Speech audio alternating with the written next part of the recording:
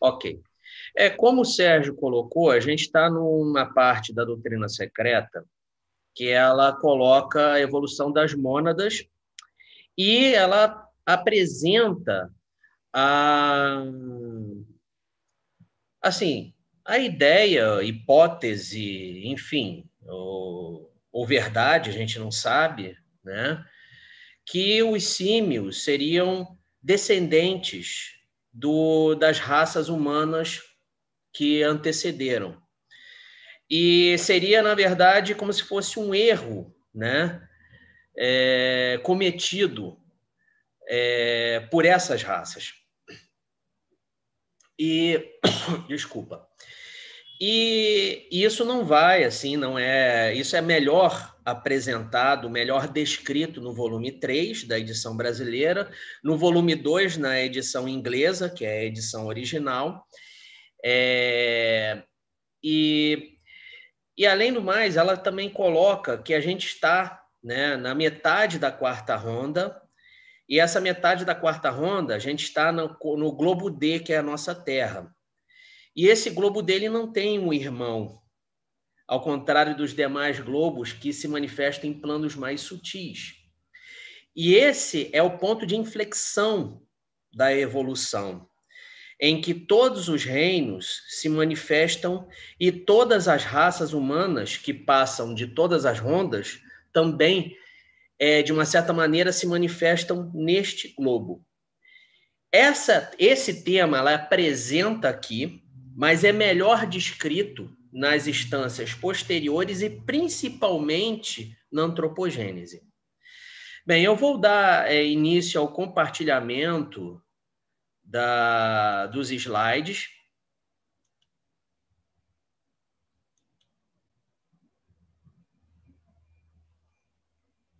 Ok, todos estão vendo? Ok. Vou colocar em modo de apresentação.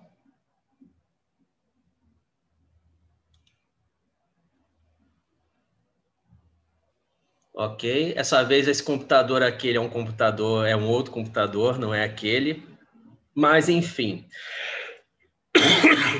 Desculpa. Bem, aqui nós estamos apresentando o estudo da cosmogênese, as instâncias da doutrina secreta, no volume 1, né, da edição brasileira, da editora Pensamento. E, no momento, nós estamos na instância 6, que trata do nosso mundo, seu crescimento e desenvolvimento. E a gente chegou a abordar o SLOCA 1 dessa instância, o SLOCA 2, o SLOCA 3. Onde está aqui? Onde está o... Alguém de achar aqui o hiperlink dele, mas não está me ajudando aqui. Deixa eu ver. Enfim, eu vou fazer o seguinte, eu já vou direto...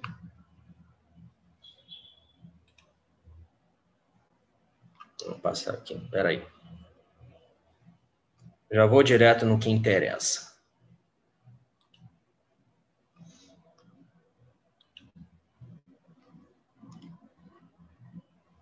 Até para não tomar muito tempo, eu já vou direto onde a gente parou.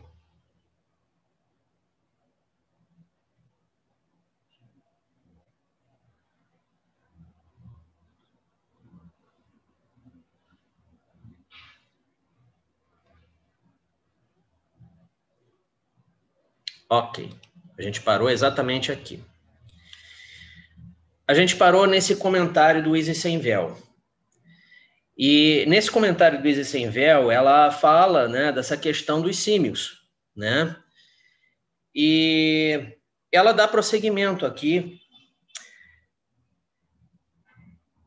E esse prosseguimento tem a ver com um texto, né? É uma observação de um texto anterior, em que um sábio hanoveriano, né, coloca que Darwin se equivocou completo quando sustentou que o ser humano, né, que o homem, ele é descendente dos símios. E ela coloca aqui também mais para o final, né, desse texto, que esse autor diz: se temos que julgar o futuro pelo presente, não parece realmente impossível que uma raça tão pouco espiritual e tão materialista venha terminar antes como de símios que de serafins. Quer dizer, ele faz uma crítica, né, à raça, ao termo raça, né, as raças, a humanidade do século XIX. Porém, ela contradiz isso, né? Que não há possibilidade que uma mônada humana, aí volta essa questão da mônada humana, venha de novo a encarnar-se numa forma anterior, que é animal. E que o ciclo de metempsicose para a mônada humana está encerrado, uma vez que estamos na quarta ronda e na quinta raça raiz. A gente já colocou isso anteriormente. Quer dizer, os retardatários, né, aqueles que não atingiram o estágio humano, eles vão ficar, né, não atingirão o estágio humano, com exceção dos antropóides mais evoluídos, até o fim, até a última ronda desta cadeia planetária. E aí darão prosseguimento à sua evolução na próxima cadeia planetária.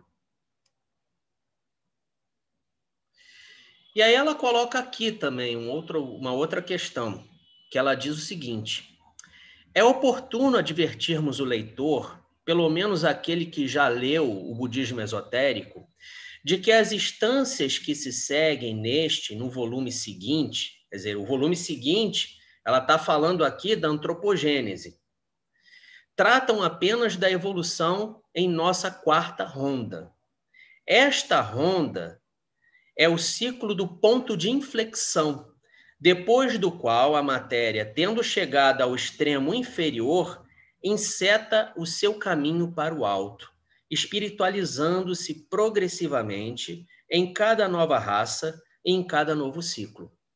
Ao estudante importa, pois, ficar atento a fim de não ver contradição onde ela não existe, já que no budismo esotérico se alude às rondas em geral, quando aqui só nos ocupamos da quarta, ou seja, de nossa ronda presente.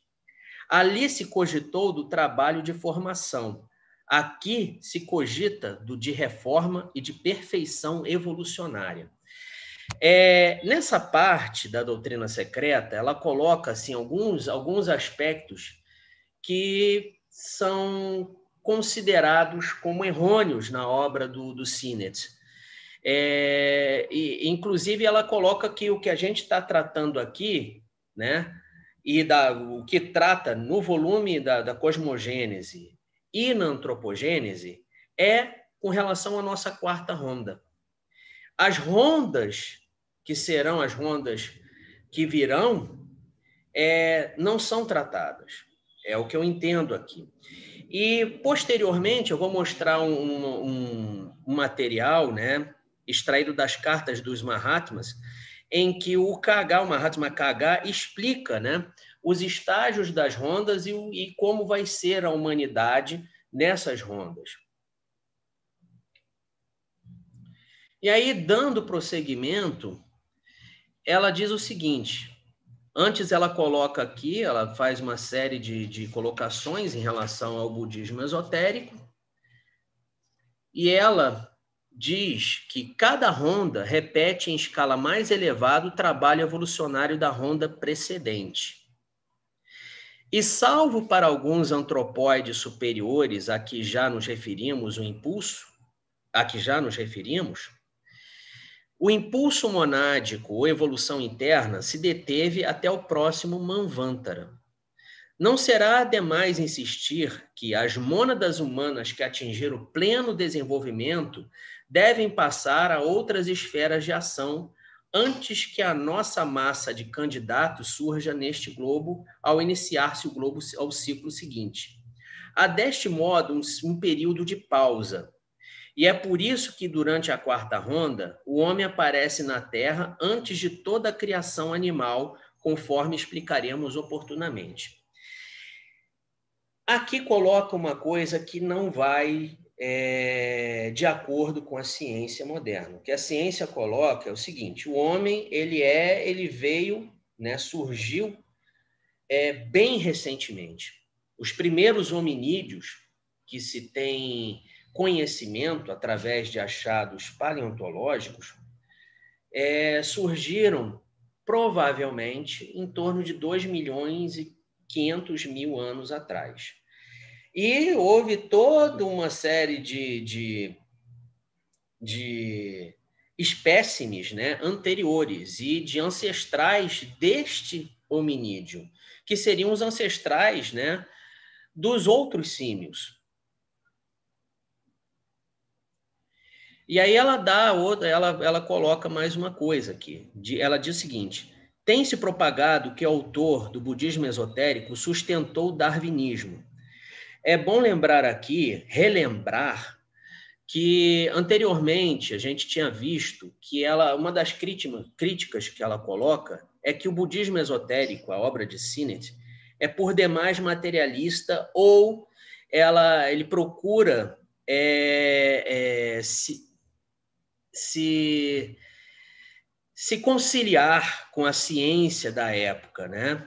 Ou pelo menos tentar uma união com os termos científicos da época. E ela diz que aquilo é um erro.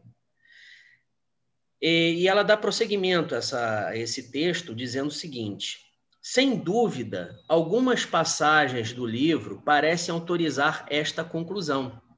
Além disso, os próprios ocultistas mostram-se dispostos a reconhecer alguma exatidão na hipótese darwinista, no que concerne a certas minúcias e leis secundárias da evolução, após o meado da quarta raça. Do que aconteceu, nada pode a ciência saber de positivo, pois assuntos que tais permanecem de todo fora de sua esfera de investigação. Quer dizer, o que ela diz aqui, que a ciência, e inclusive a ciência moderna, a ciência acadêmica no estágio atual, não tem como ter a informação do que realmente aconteceu. Isso gera uma série de polêmicas, porque o contexto do século XIX é diferente do contexto do começo da segunda década do século XXI, onde a gente tem muito mais informação do que naquela época. Porém, a gente não tem ideia de como realmente aconteceu. E a gente também tem que levar em conta que as raças anteriores, elas não eram raças materiais, ou pelo menos com a matéria física densa que nós vivemos, né? Que nós estamos. Encarnados, né, no caso. Mas o que os ocultistas jamais admitiram, nem admitirão, é que o homem tenha sido um símio nesta ou em qualquer outra ronda. Quer dizer, nesta ronda e neste globo em especial, que é a Terra, ou em qualquer outra ronda. Ou que tal fosse possível, por maior que seja a semelhança entre o corpo humano e do macaco. Confirmam a mesma fonte autorizada de onde o autor do budismo esotérico recolheu suas informações. Quer dizer, a fonte autorizada são os mestres. E aqui ela coloca um trecho do budismo esotérico que diz o seguinte: basta isto para mostrar que podemos razoavelmente conceber, e o devemos, se de algum modo desejamos falar nestes assuntos, um impulso de vida que dá nascimento às formas minerais, como sendo da mesma natureza do impulso, cuja função é elevar uma raça de símios a uma raça de homens rudimentares. Isso aqui ela coloca do budismo esotérico. Está na página 228. E aí ela diz uma coisa, que até vou ler aqui do livro.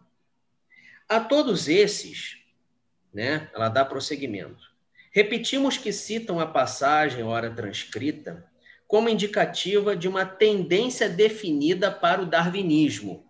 Olha só o que ela diz. Responde os ocultistas com a própria explicação do mestre do Sr. Sinnett.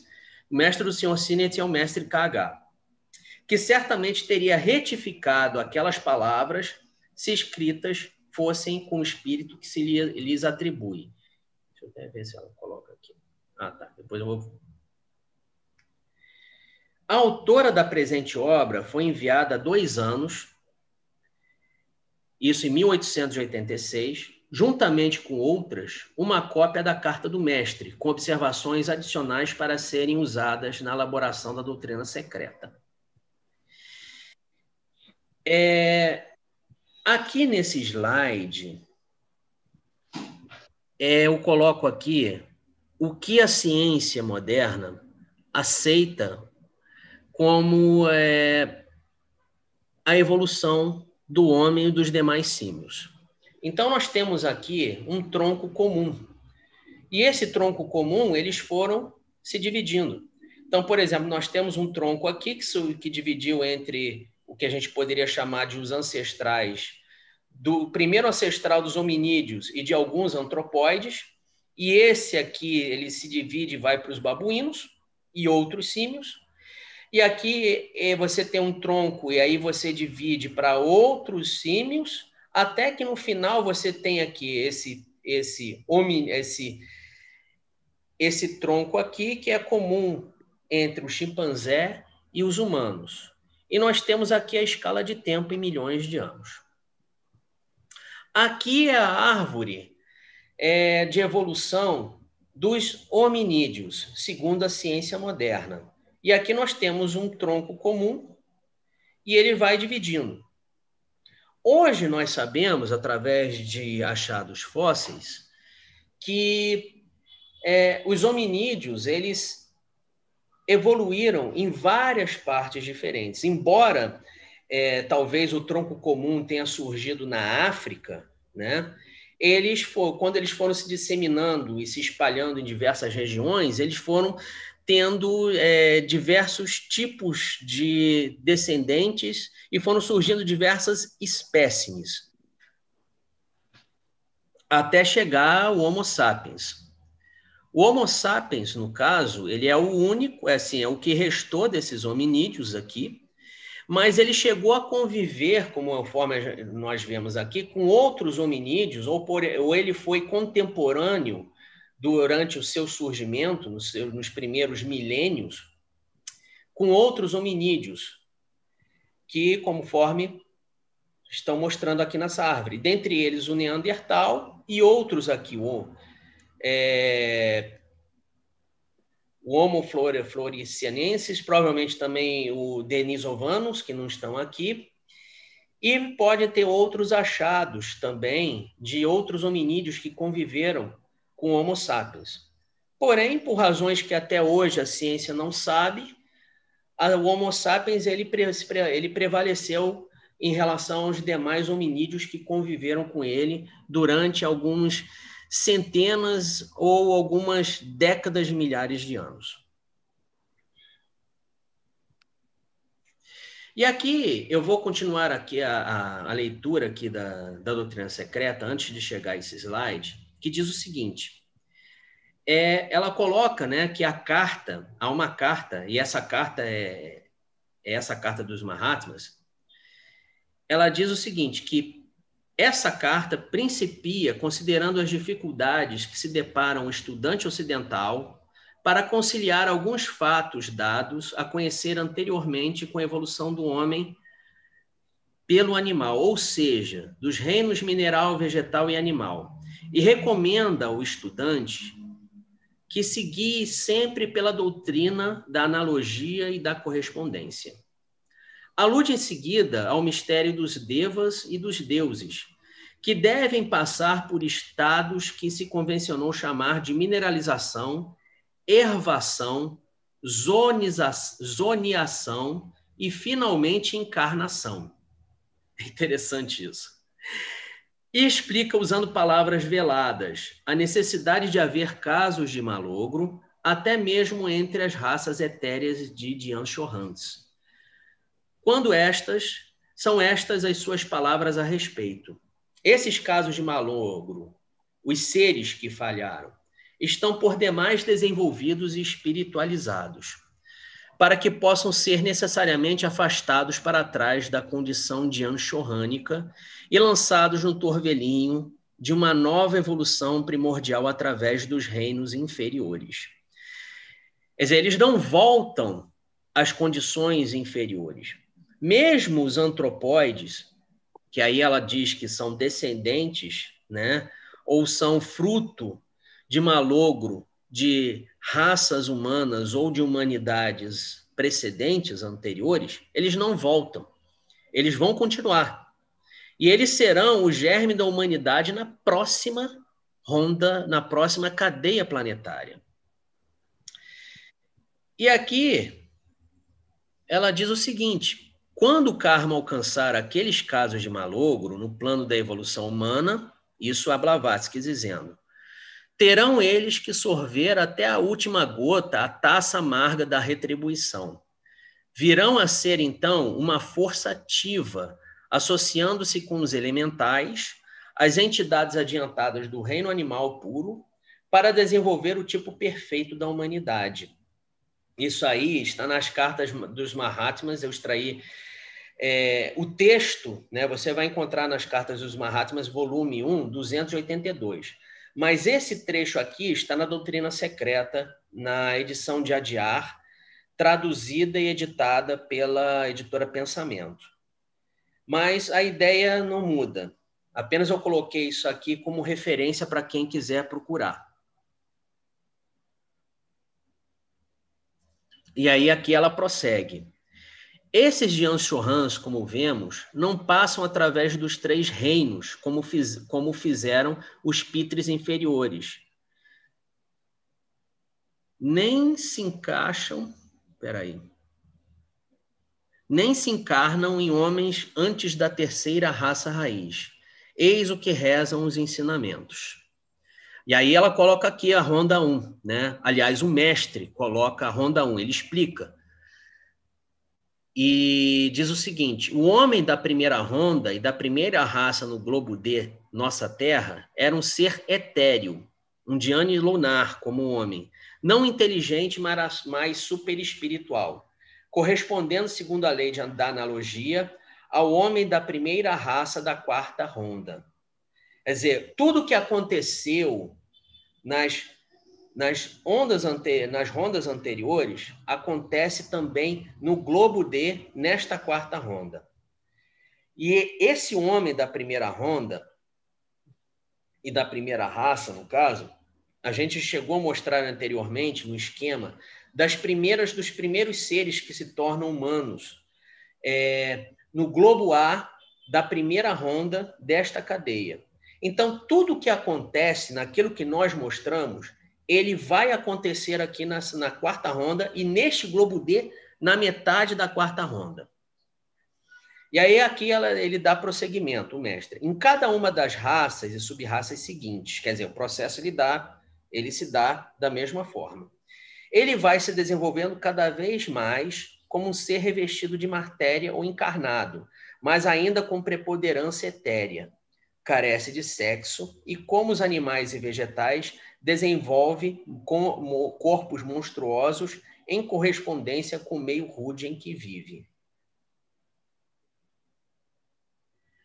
E aqui ele dá prosseguimento, ele diz o seguinte: o homem ainda é gigantesco e etéreo. O seu corpo se torna, porém, mais firme e condensado. É um homem mais físico, ainda menos inteligente que espiritual. Isso na 2ª ronda. Porque a evolução da mente é mais lenta e mais difícil que a da estrutura física. E aqui tem uma observação que a gente não vai encontrar, inclusive, nas cartas dos Mahatmas, e sim somente na doutrina secreta, né? Que foi extraído de uma carta autêntica, por exemplo, uma carta dos mestres. Essa observação diz o seguinte: falar do homem físico limitando a informação às primeiras rondas, seria retroceder aos milagrosos e instantâneos trajes de pele.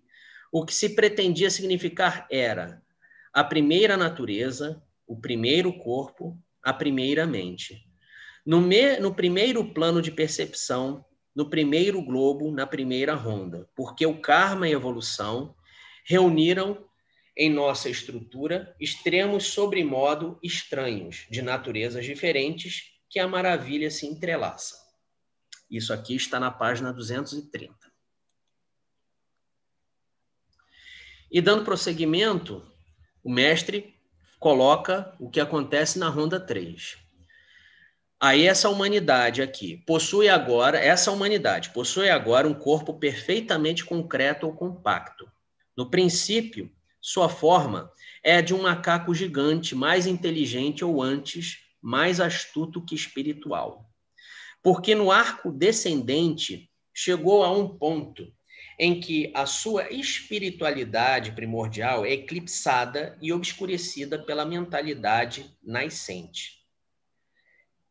E aqui tem essa observação aqui, novamente extraído dessa carta autêntica, conforme ela coloca aqui na página 230, que diz o seguinte: interpretai, alcançou ele agora o ponto, por analogia, como na terceira raça raiz da quarta ronda, quer dizer, a quarta ronda, isso aí é na segunda ronda, em que sua espiritualidade primordial, a do homem-anjo, é eclipsada e obscurecida pela nascente mentalidade humana, e tereis a versão verdadeira. Quer dizer, é uma linguagem assim muito... dá muito simbolismo também, tem muita coisa assim que dá muita margem de interpretação e de investigação. Não é claro. Assim, para mim não é claro. Não sei para os demais estudantes, inclusive os estudantes mais avançados.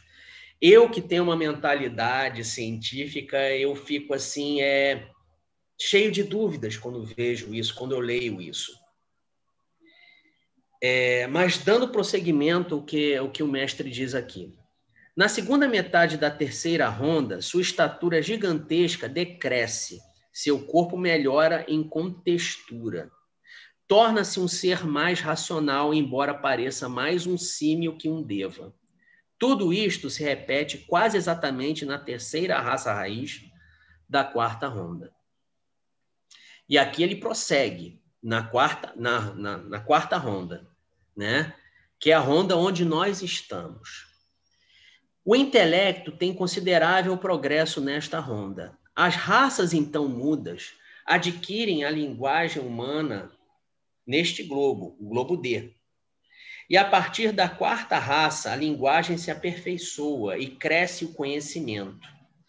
Neste ponto médio da quarta ronda e da quarta raça raiz, o Atlante, a humanidade transpõe o ponto axial do ciclo manvantárico menor. O mundo se enriquece com os resultados da atividade intelectual, mas decresce em espiritualidade. É bom que se diga que o texto completo está na Carta dos Mahatmas, na página 283, na edição traduzida pelo Murilo Nunes de Azevedo e pelo Carlos Cardoso Avellini. Quem quiser e quiser ler o trecho completo, pegue as cartas, né, e leia. Eu recomendo. E aqui nós já passamos por essa parte, nós já colocamos isso. E aqui ela termina dizendo que aí estão as palavras do mestre. O texto, as frases e as notas explicativas, entre aspas. Compreender-se-á que deve existir enorme diferença entre termos como objetividade e subjetividade, materialidade e espiritualidade, quando aplicados a planos diferentes de existência e de percepção. Tudo isso deve ser tomado em seu sentido relativo. Com isso, eu encerro, né, essa parte de hoje. A gente vai dar prosseguimento com um texto na página 231 e a gente vai finalizar a digressão, né, na página 231 e a página 232 e a gente irá voltar à Esloca 5 da Estância 6. Com isso, eu vou encerrar a apresentação e interromper aqui o compartilhamento e abrir para discussões e perguntas.